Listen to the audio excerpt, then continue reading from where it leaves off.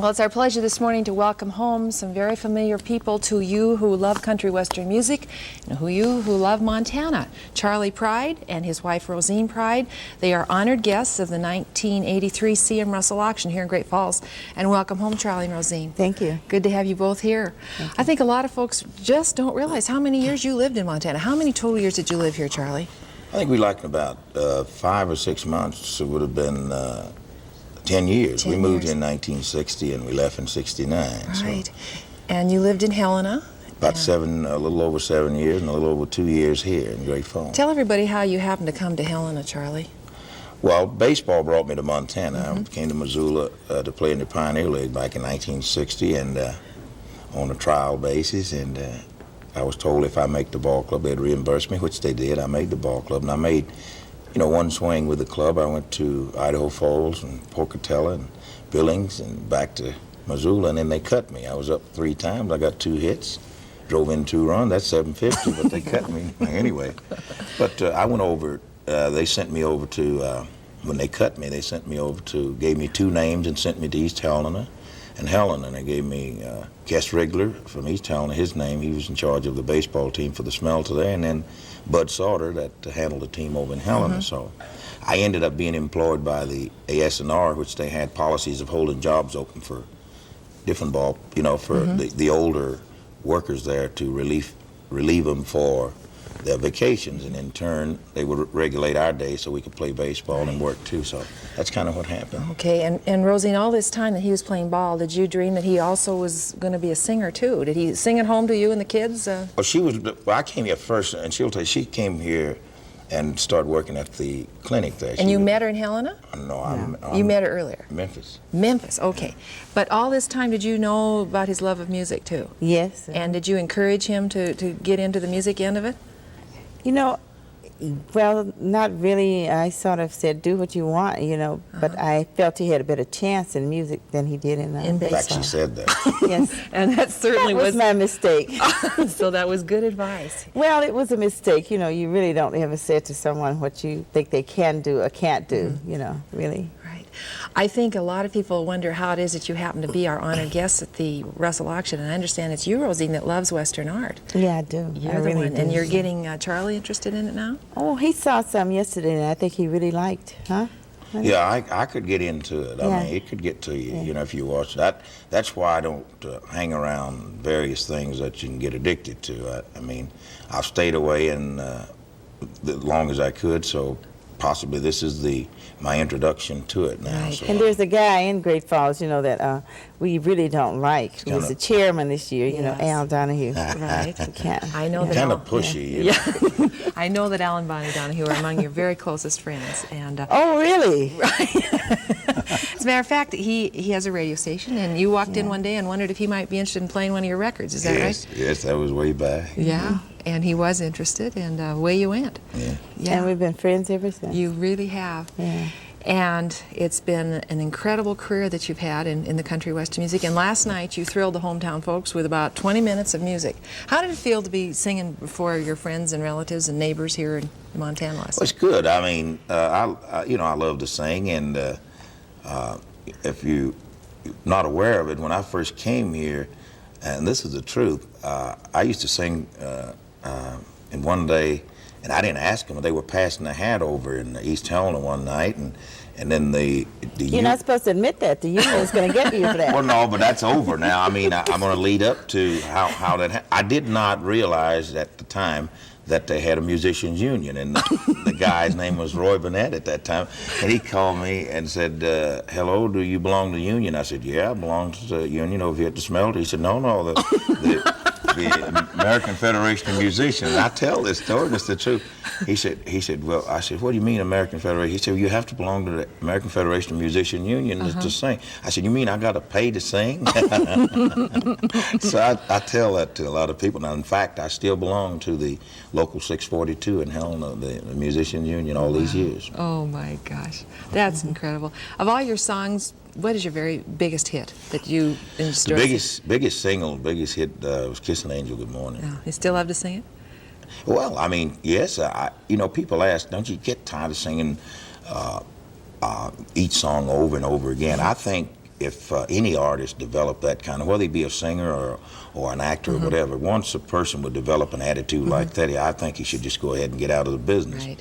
Because I think if one developed that kind of attitude, it not only will show within the performance of the song, but I think it'll show all the way across the board in your whole attitude towards your career. And I think eventually where you would, and people, when they go to pay the money to come out, they would see that kind of attitude in your performance. Rozene has got a lot of beautiful jewelry, and one of the most spectacular pieces of jewelry she has is her charm bracelet, which it represents all the gold albums that Charley has had. How many are on there? There are 14 because there's one single, which was Kiss an Angel, Good Morning. The rest of them are all the albums. Isn't that a little heavy? Oh, we're looking forward to the second row. That second bracelet. All right, well, you can see what a joy it is to have this wonderful couple here in Great Falls for the 15th Annual CM Russel Auction. All the folks from all over the country that have had the chance to hear them and meet them are just as pleased as we are.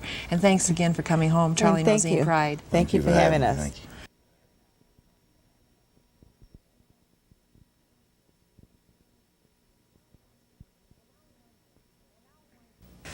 you. And now we want you to meet some more distinguished guests who are here for our CM Russel auction this year, and they are Ginger Renner, this year's honorary chairman all the way from Paradise Valley, Arizona. Welcome, Ginger.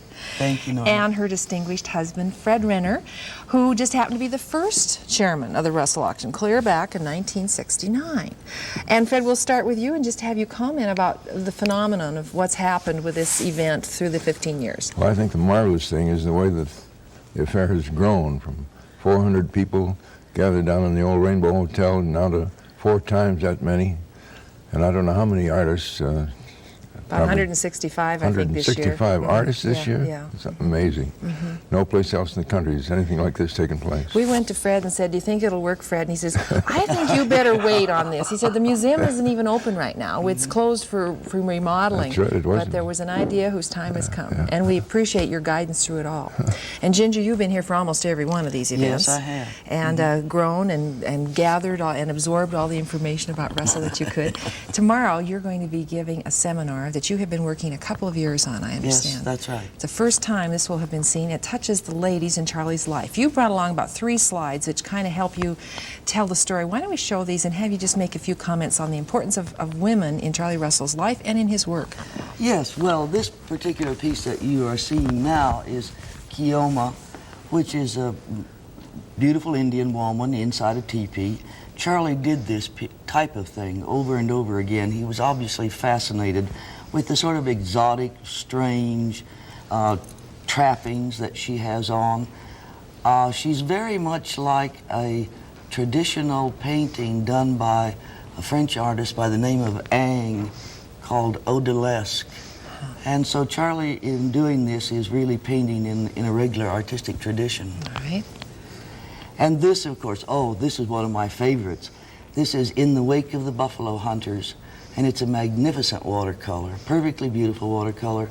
The women of the tribe, of course, are waiting on top of this hill for the hunters to kill the buffalo, and then they will move in and do all the work and take care of the meat and the hides and everything, and thereby promote the welfare of the tribe. All right. And this is an early piece in which Charley shows life in an Indian camp, and we have the women fleshing a buffalo robe that is staked down to the ground, while you notice the gentlemen sit there at their leisure. And although he enjoyed painting all types of women, his early girlfriend Lolly and Mame, his wife, and others, the Indian woman was still his favorite model. Was Yes, she not? absolutely. The Indian woman was his favorite model. Yeah. So this seminar tomorrow, which is open to the public at 2 o'clock, will tell us a lot about this subject. I know you're excited about that. Yes, I am. But there are more than just Indian women in Charley's life. Yes. She says that with a twinkle in her eye. Yes. And Fred, you continue to have visitors from all over the world come to see you in your lovely home in Paradise Valley, your art collection. You continue to authenticate Russells, is this correct? You continue to find lots of forgeries? Not so many anymore. Bronzes. Bronzes, yes, recast bronzes. But many of the dealers are becoming aware. They're more knowledgeable. Collectors are more knowledgeable, and they do some checking before they buy now. Are you still finding new things, Fred? After 70 years of collecting and searching for Russells, are you still finding new things? The week before Christmas, a couple showed up at our front door, and they had a small photograph. They wanted me to authenticate the painting. Well, I said, I don't do this from a photograph. I said, well, the painting is back in our family home in Rhode Island, of all places. I'd never seen it. I didn't know what size it was. It was a magnificent watercolor. Last week, the lady flew out from San Francisco with it. They'd had the painting sent out to her home in San Francisco, and here she was with the painting itself. And they wanted to sell it. So that was the last acquisition to our Russell collection. You just got another Yes, one. we Last did. week. What is the It's subject? an Indian sitting on a horse, a magnificent Indian, a magnificent horse, feathered lance, a decorated shield, And it and is as waving a crisp. painted buffalo robe in a signal. And it was done in what year? 1899. Oh, my word. It looks like it was painted yesterday, though. Well, if any of you have any questions about Russell, these are the two people that can answer them, and they are really in demand during the days that they're in Montana, and we do thank them for being with us this morning. The honorary chairman of this year's auction, Ginger Renner, and her Thank dear you, Norma. husband, Fred Renner, who was the first honorary chairman 15 years ago. Thank you both. Oh, it's a great pleasure to be back. Thank you. And we'll be back with more after this. Wake of the buffalo.